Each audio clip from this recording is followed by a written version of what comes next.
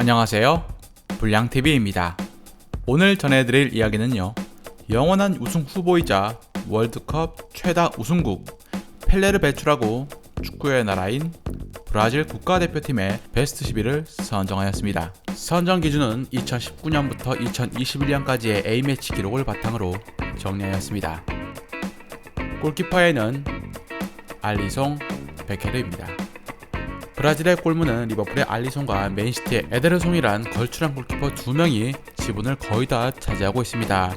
2020년 어깨 부상으로 인해 A매치의 모습을 드러내지 않았던 알리송은 그래도 현 브라질의 1번을 맡고 있는 중, 특히 2019년 코파 아메리카 우승에 절대적인 기여를 했다 해도 과언이 아닌 알리송은 큰 경기에서의 침착함, 승부차기에서의 대담함까지 보여주면서 브라질에게 우승을 안겨주었습니다. 2015년 국대 데뷔에서 A매치 44경기를 치른 알리송이 뛰었던 경기에서 브라질이 패한 것은 단 3번. 그동안 줄곧 에데르송은 국대의 부름을 받았지만 알리송에 밀려서 벤치를 지킬 수밖에 없었죠.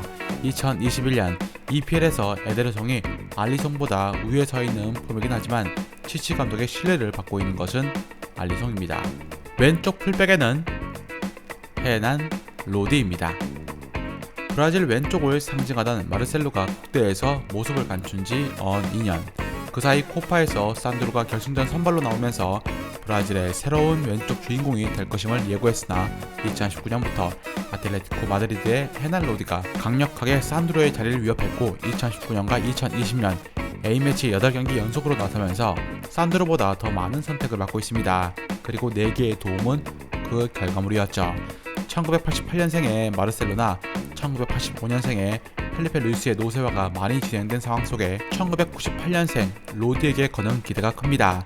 2020년 라리가 최고의 영입이란 찬사를 받았던 로디였지만 2021년 들어서면서 폼이 떨어지고 3백 수비 전술에 적응하지 못해 출전 시간이 대폭 감소한 부분이 아쉽습니다. 산드로도 유벤투스에서 2021년 특출난 모습을 드러내고 있는 건 아니어서 이 둘의 경쟁은 좀 더 지켜봐야 할 부분입니다. 오른쪽 풀백은 다니엘루입니다. 2021년 유벤투스의 다니엘루가 팀 내 최단 출장 시간을 보유할 정도로 활약을 하고 있고 A매치 역시 알베스를 대신해서 6경기 연속 선발로 나오고 있기 때문에 최근 2년간 A매치에서의 베스트 풀백은 다니엘루입니다. 과거 레알 마드리드 시절 못난 수비 때문에 수많은 안티 팬들을 양산했었던 다니엘루였지만 유벤투스에서 새롭게 태어납니다. 1983년생의 다니엘 알베스가 브라질 리그 베스트 11에 뽑히긴 했지만 노쇠했고 다니엘루가 필로 감독 하에서 갑자기 수비 공격 모두 각성을 하는 현상이 일어난 것이죠. 지금까지 카푸, 마이콘, 알베스 브라질 풀백 계보에 비해서 무게감이 현저히 떨어지긴 하지만 말입니다. 2019 코파 아메리카 MVP 다니엘 알베스는 1983년생으로 이미 축구 선수로 치면 백전 노장에 속합니다. 그럼에도 그는 여전히 브라질 리그 상파울루에서 활약 중. A매치 118경기를 치른 다니엘 알베스는 42번째 우승 트로피를 2022 월드컵에서 이루고 싶어합니다. 레알 베티스의 에메르송 로얄과 샤흐타르의 두두도 떠오르고 있지만 아직은 논의 대상입니다. 첫 번째 센터백으로는 티아고 실바입니다. 브라질의 티아고 실바가 A매치 100경기를 앞두고 있고 나이도 1984년생으로 많지만 첼시에선 빌드업 그 자체가 될 만큼 영향력을 행사 중입니다. 특히 투엘 감독으로 바뀐 후 첼시에서 남다른 수비 클래스를 보여주고 있기 때문에 브라질 대표팀 승선에도 문제가 없습니다. 2018 월드컵에서 티아고 실바 없이 독일과의 경기를 해야 했던 브라질은 실바의 빈자리를 아쉬워했습니다. 2022 월드컵에 만약 실바가 출전을 하게 된다면 38살이란 나이에 참여하는 기록을 세우게 됩니다. 두 번째 센터백으로는 마르키뇨스입니다. 나이가 많은 실바 옆에서 보조해주는 선수는 10살 동생인 1994년생 마르키뇨스입니다. 파리 생제르맹의 주전 센터백인 그는 주장 완장을 차고 파리를 진두지휘하고 있고 미래의 브라질 대표팀 주장다리도 꿈꾸고 있습니다. 19살에 브라질 대표팀 데뷔를 해낸 슈퍼 유망주였던 마르키뇨스는 파리에서 24번의 우승을 경험했고 센터백에서 때론 미드필더까지 출전해 높은 축구 지능까지 내뿜고 있습니다. 특히 티아고 실바가 파리를 떠난 후 주장 자리에 올라 팀을 정비하고 투혼까지 보여주면서 안정감을 갖춘 선수로 평가받고 있습니다. 주앙 미란다나 티아고 실바의 노세우로 인해서 마르키뇨스의 파트너로 거론되고 있는 선수는 레알 마드리드의 후보 센터백 밀리탕, 세비야의 준수한 수비수 디에고 카를로스도 있습니다. 첫 번째 미드필더는 카세미르입니다. 보통 한 명의 수비형 미드필더를 꼭 기용하는 브라질 중원에서 카세미르의 존재감은 특별할 수밖에 없습니다. 레알에서 8년, 브라질 국대에서 10년을 뛰고 있는 카세미르는 늘 언제나 기복 없는 모습으로 튼튼하게 허리를 받쳐주는 선수. 카세미르의 빈자리가 생길 시엔 1998년생 아스톤 빌라의 더글라스 루이스가 자리를 대신합니다. 치치 감독이 장신의 파비뉴를 외면하고 선택한 카드가 바로 더글라스 루이스였던 것이죠. 두 번째 미드필더는 아르투르입니다. 브라질 연령별 대표팀을 거치면서 천재적인 중원 조율 능력을 갖추고 있다고 평가받는 아르투르는 오랜 시간 동안 국대 데뷔를 하지 못하다 2018년 월드컵이 끝난 이후 세대 교체에 들어간 브라질 대표팀에서 발탁되기 시작합니다. 2019년 코파에선 부동의 중원 자원으로 활약했고 대회 베스트 11까지 선정되면서 치치 감독의 황태자가 되었죠. 높은 패스 성공률과 특유의 볼 소유 능력은 독보적인 수준. 바르셀로나에서 유벤투스로 급작스럽게 팀을 옮기면서 리그 적응 문제로 전진 패스 없는 사비 에르난데스 버전이란 평가를 받고 있긴 하지만 감독 필로와의 궁합 문제라는 이야기도 나오고 있는 중입니다. 여하튼 아르투르가 브라질 대표팀에선 카세미르와 합이 좋기 때문에 알랑 페르난지뉴 그리고 프레드까지 경쟁을 뚫기가 쉽지 않을 전망입니다. 세 번째 미드필더는 필리페 쿠티뉴입니다. 브라질 4-3-3이나 4-2-3-1 전술에서 공격 2선의 중앙을 맡고 있는 필리페 쿠티뉴.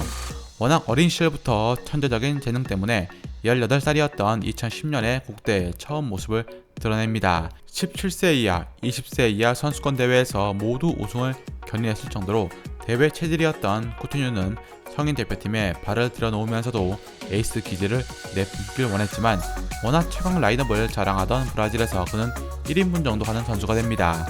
네이마르의 왼쪽 자리에서 밀린 것이 가장 큰 예. 티치 감독 축구에서 네이마르가 에이스였지만 코파 2019에서 네이마르가 부상으로 빠지며 쿠티뉴가 오랜만에 바르셀로나에서의 부진에서 벗어난 모습을 보여주기도 했습니다.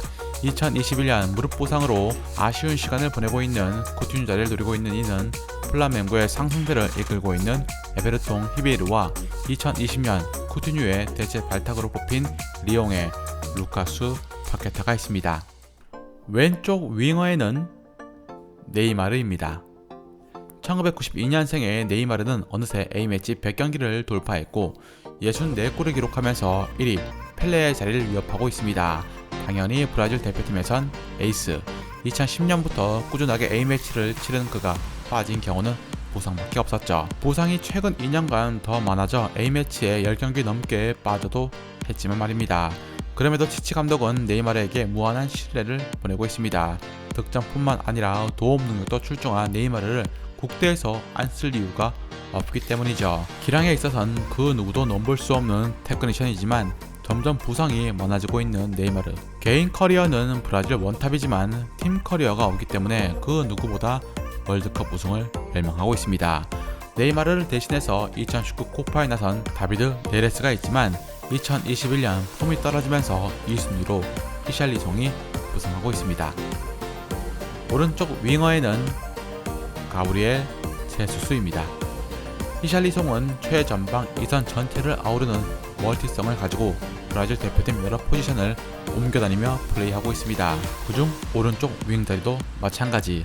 아직까진 가브리엘 제수스가 뛰고 있긴 하지만 맨시티에서 빅찬스를 놓치는 장면이 많이 포착되면서 많은 축구 팬들이 그의 결정력에 의구심을 내비치고 있습니다. 2021년 들어서면서 다시 득점포가 살아났긴 했지만 기복이라는 평가를 받을 수밖에 없는 상황이 되었죠.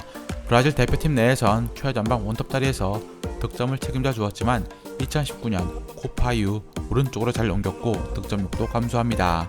브라질 9번의 저주를 풀어줄 기대주에서 다시 저주의 희생양이 되는 게 아니냐는 우려가 나오고 있습니다.